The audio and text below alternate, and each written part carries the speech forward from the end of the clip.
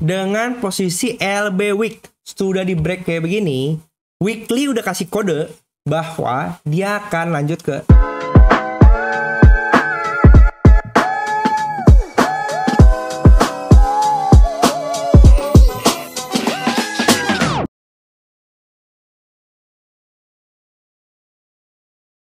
Hai guys, balik sama gue William Sudana, dan hari ini kita akan bahas perjalanan XAUSD untuk minggu ini. Ini udah hari Selasa, karena hari Minggu kemarin, hari Senin kemarin gue nggak bikin video karena emang lagi sibuk. Tapi hari ini kita ngelihat dari pergerakan daily sendiri, ya, kita ngelihat daily yang super duper kuat banget sellernya ya. Ditambah sebenarnya kemarin itu adalah LDR, sehingga pergerakan masifnya itu benar-benar dahsyat banget gitu. Dan ini langsung bablas pivot week, langsung bablas S1 week, disisain dikit sebenarnya semalam untuk LB week-nya gitu. Jadi tadi pagi gue pikir, wah disisain dikit nih, ngapain disisain 4 pip doang. Semalam gue pelihatin sisa 4 pip doang, ngapain disisain ya kan. Tapi ternyata pagi-pagi langsung dibablas ke bawah gitu, sampai ke area demand ini. Di daily, di sini ada area demand nih kan, 2305 sampai 2280 ya. Kayaknya udah pernah gue marking, ini area sini 2305 ini. Jadi ketunda aja sebenarnya kalau kita ngelihat dari pergerakan yang, kalau misalnya hari apa, hari Kamis, hari Rabu kemarin, video terakhir apa ya? Terakhir hari Rabu atau Kamis ya, lupa. Gue bilang ada menanti untuk ngambil daily inducement, dan hari ini nih inducement daily-nya diambil ya.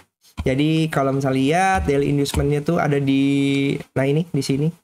Kalau gue ngeliat ya di sini nih, 2319, 2318 udah dibablas. Masuk ke area demand di sini, probably dari sini akan ada rejection dulu, ya.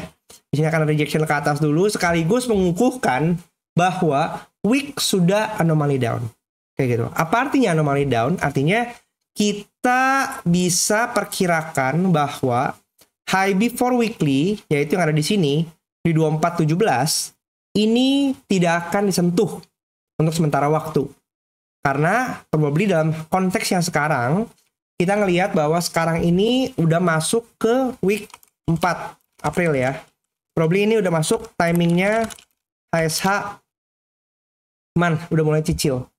Kayak gitu. Untuk pelajarin ini HSH tuh gimana sih?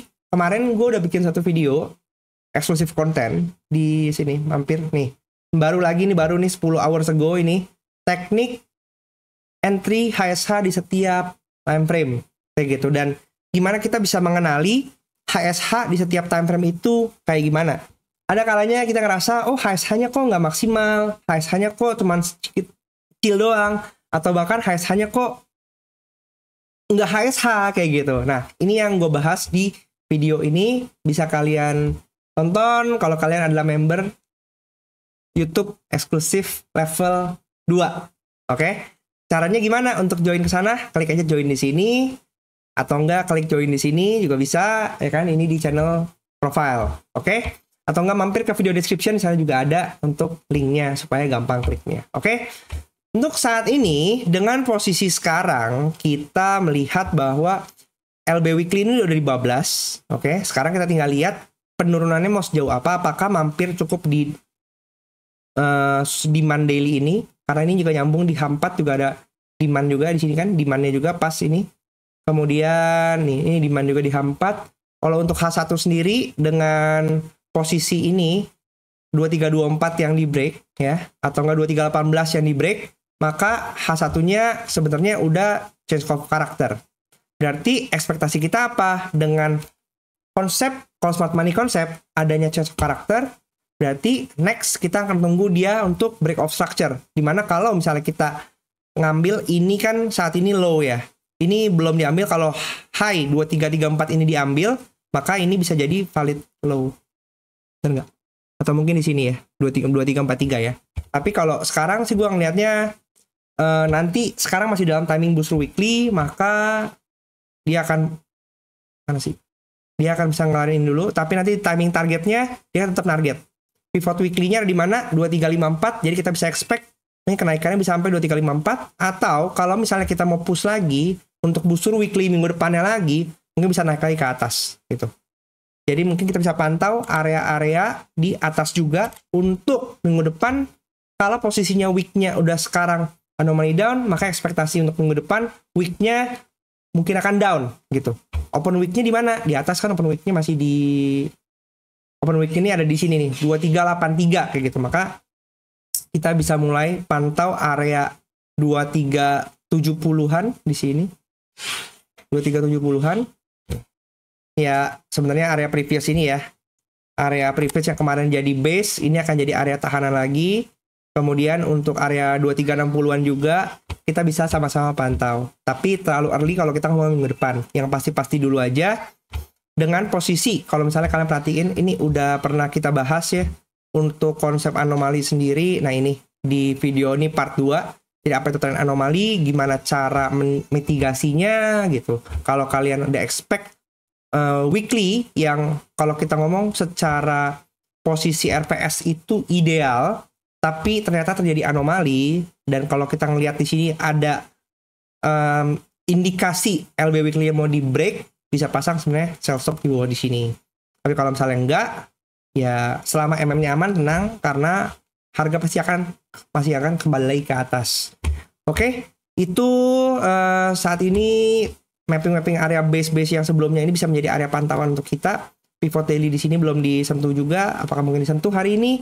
Kalau hari ini sih di awal Asia ini S1-nya udah disentuh.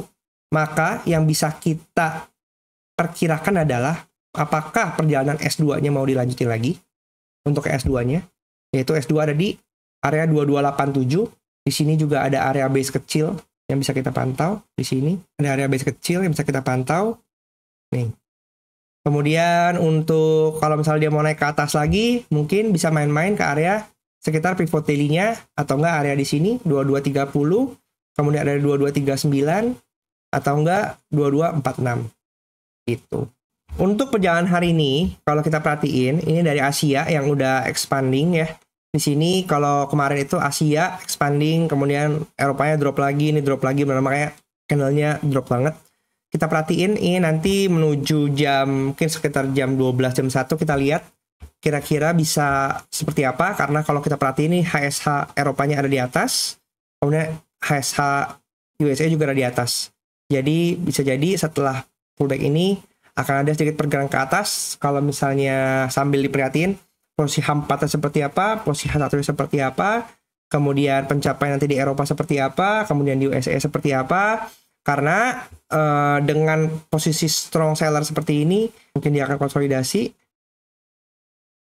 begini untuk lanjut lagi turun besok, atau kita lihat apakah dia akan mau terus seperti ini lagi gitu. Ini yang kita mesti sama-sama pantau pergerakannya. Yang penting kita tahu ini area-area terminalnya, area-area base-nya yang akan bisa menjadi area potensi pantulan untuk perjalanan hari ini. Oke, jadi video gua kali ini pendek aja, nggak perlu terlalu panjang, karena weekly udah kasih kode kira-kira dia mau ke mana. Menurut kalian perjalanan gold abis ini kira-kira mau kemana? Kemudian jangan lupa di like dan subscribe juga. Sampai jumpa di video selanjutnya. Bye.